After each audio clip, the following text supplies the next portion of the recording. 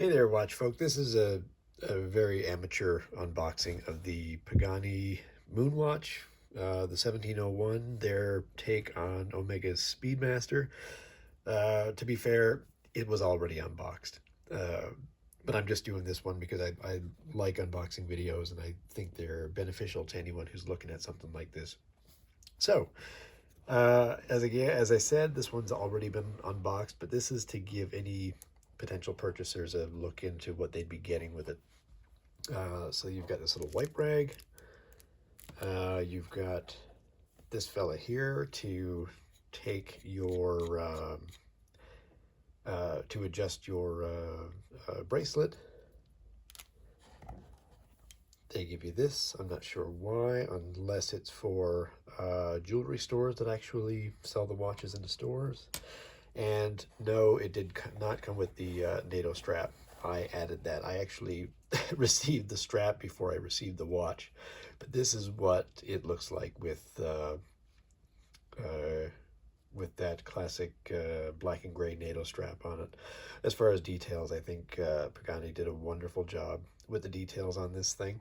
And I've seen reviews where people are almost using microscopes to look at the fine detail of these watches.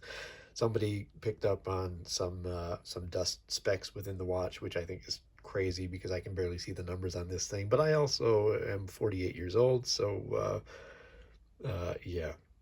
But I think they did a tremendous job. In some of the 4K videos, you see this one up against the Omega Speedmaster, and yeah, just incredible attention to detail. And I am really pleased with the output of this one. It's consistent with anything that I've seen on reviews, and really nice. The NATO strap, I forget what brand it is, but it's one I picked up on Amazon, and it looks great. Looks great on the wrist, and it matches my wedding ring, which was also a good reason to buy it. Now, when I got this, the first thing I did was put it up against my current collection. So I've got this Citizen Eco Drive, which is my third Eco Drive from Citizen. I am a big Citizen fan, and I considered a Citizen when I made the decision to buy this one.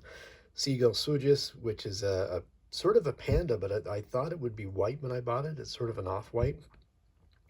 This Invicta, people have their opinions of Invicta, but this is like an eight-year-old watch, and besides batteries, it's been great. It holds time, just excellent, does everything I need it to do. This is my all-time favorite and my at-home daily.